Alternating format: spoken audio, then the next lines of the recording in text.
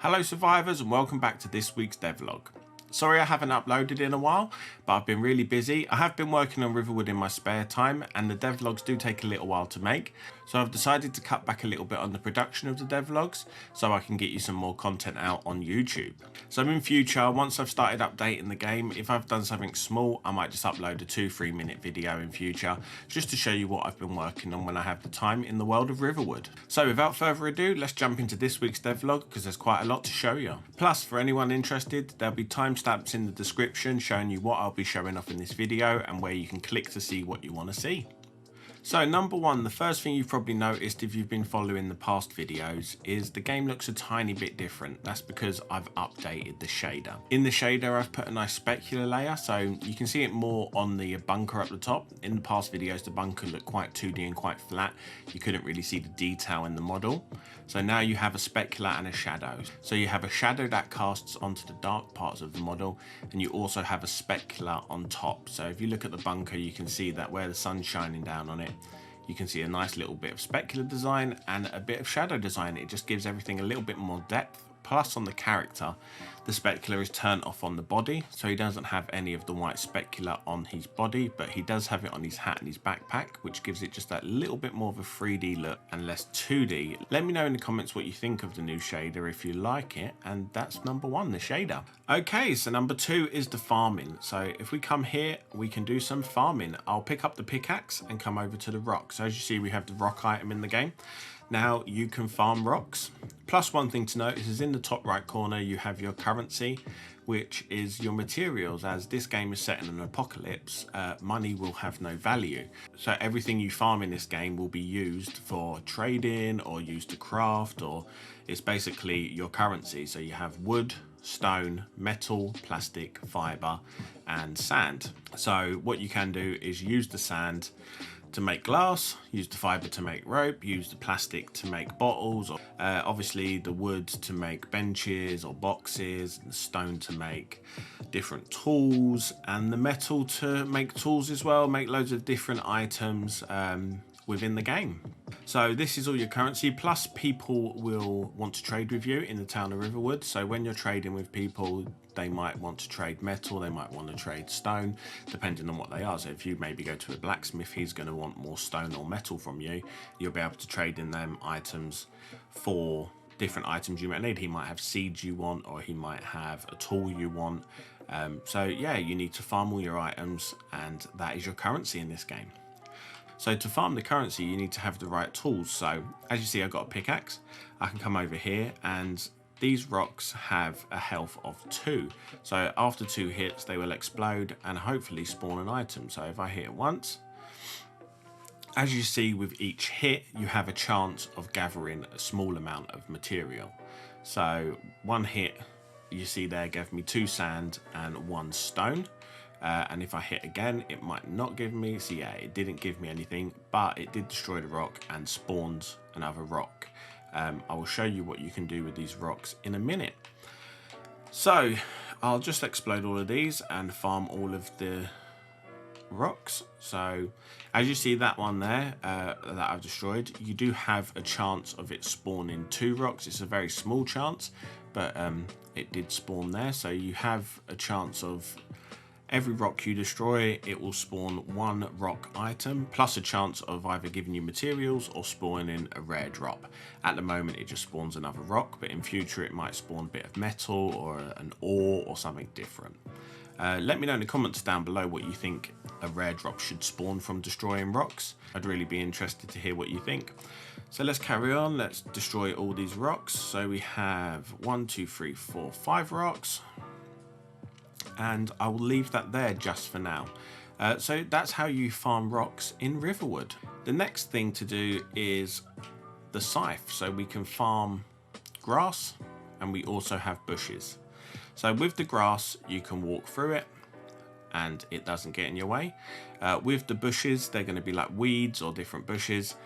These are hard static objects, so you can't actually walk through them, so they'll get in your way.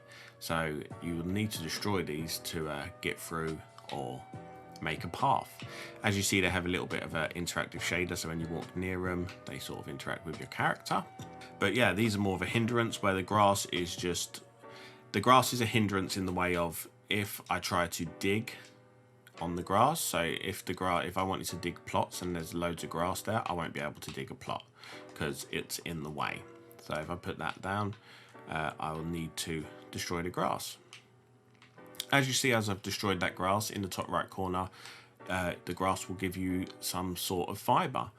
This fibre can be used to make ropes or make different items, fences and stuff like that. And that's how you're going to get the majority of your fibre, is by farming grass. So then 3 bits of grass has given me 8 fibre. The bushes also give you fibre, but they give you more. So if I destroy this first one, you see it went from 8 to 13. Destroy this next 2, and now I have 23 fibre. And it's pretty straightforward, really. The bushes give you more fibre, the grass gives you less fibre, and each one takes a different amount of time of day to destroy, so you can only destroy a certain amount of items in a day now. So now we've got the rock items, we can pick them up and put them into our backpack. So now you see the rock items gone into our backpack. So if we pick these all up and store them all in our backpack, we have a machine over here, and up here in Riverwood we have a recycling machine. So this is your stockpile machine or your recycling machine, and what you can do is use this machine to turn items into raw material. So if you go on scavenge hunts and you find TVs or sofas or chairs or whatever, you can bring them back and use the recycling machine, and you'll be able to turn them into raw materials. The way the materials work is you have a min-max of each item. So this stone has a minimum and maximum value. So each one I drop into the recycler, it might add between 2 and 10 stone into the stone. There might be a chance you get a little bit of metal from it, and you might get a little bit of sand from it, and it's all just a random drop chance. So if I come over here and you just hover your cursor over the recycling machine and then press the drop button like you're putting it on the floor, it will pull it into the recycling machine. And the recycling machine will do its work and it will turn it into stone. So if I take this next item now, we can pull it in. Now I have 9 stone. Take the next item, have 13 stone. See, I've got a couple of metal, more sand, 4 metal, 14 stone. And it just counts up like that. So everything in this game will have a value. So you come back and you put them into the recycling machine and it adds them into the stockpile. As you see when I dropped them in there, you get that nice little particle effect that goes through and drops it into your stockpile, and your stockpile drops down, and that's where your bunker comes in. On your lift, you go in your lift and you'll be able to choose to go to your bedroom or to your stockpile or to your crafting chambers. It will take you to different rooms in your bunker where you can use your materials to craft or build or do loads of different things, really. So that's pretty much it for the recycling. As you see, I can take the can over here if I want to and drop it into the recycling machine.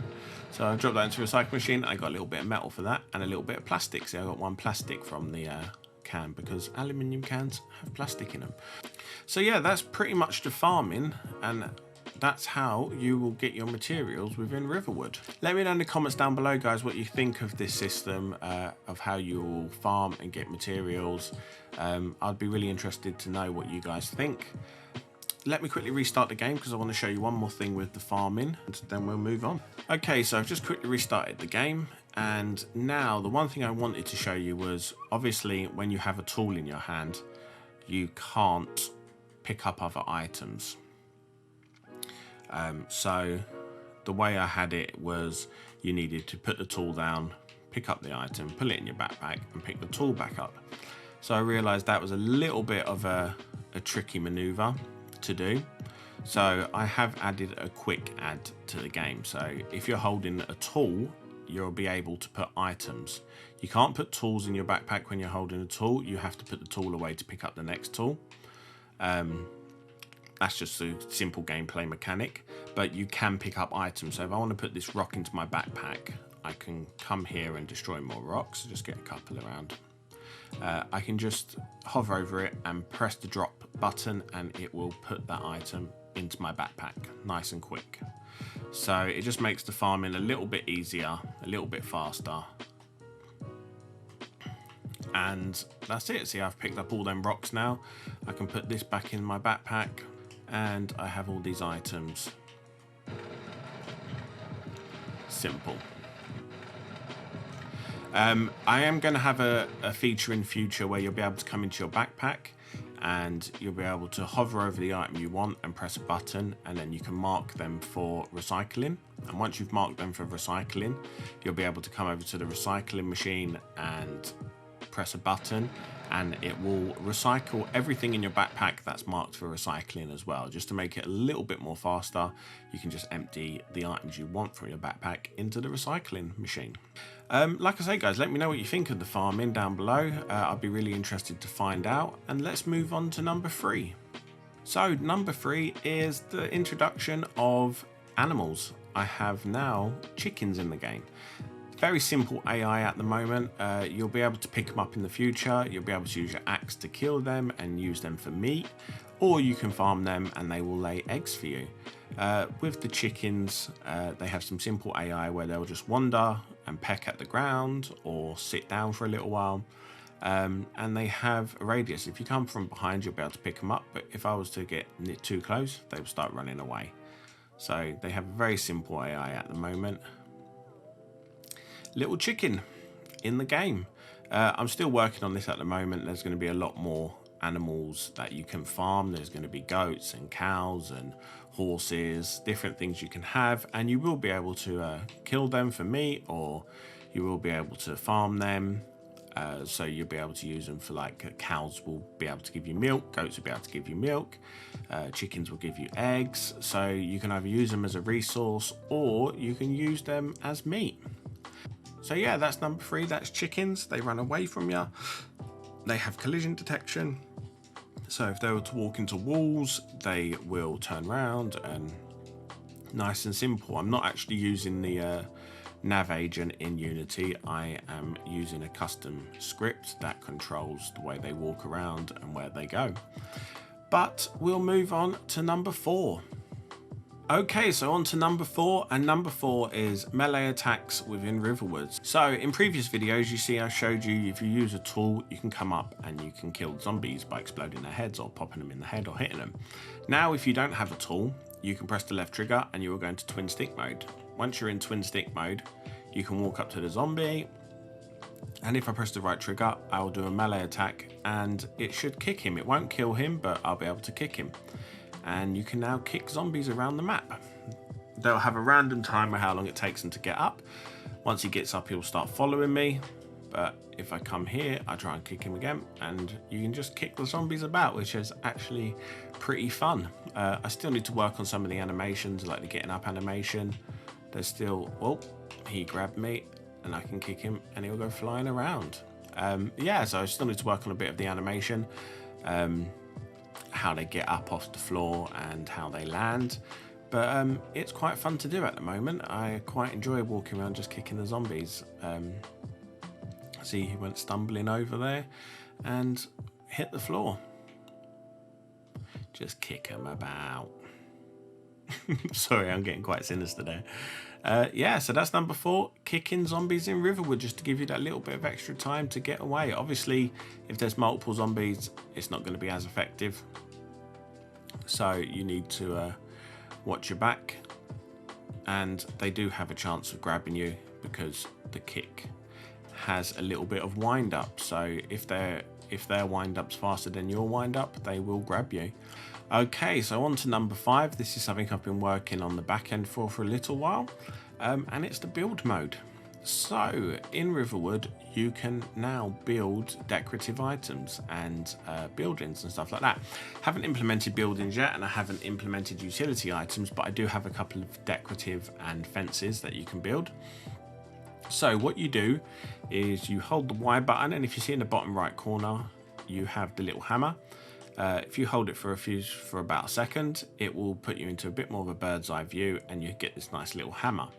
As you see with the floor locator, where before it was quite smooth, now it moves into a grid base. So you have on grid and off grid. So if I press X, a grid will pop up and it will show you where you can place items. So you can place it on the grid, or you can place it off the grid. So this helps for if you want to build fences off grid and floor tiles on grid, you can do that, or vice versa. So I'll turn the grid off, and now we're in build mode. If I open up the inventory, you see that the right inventory now has turned to floor tiles.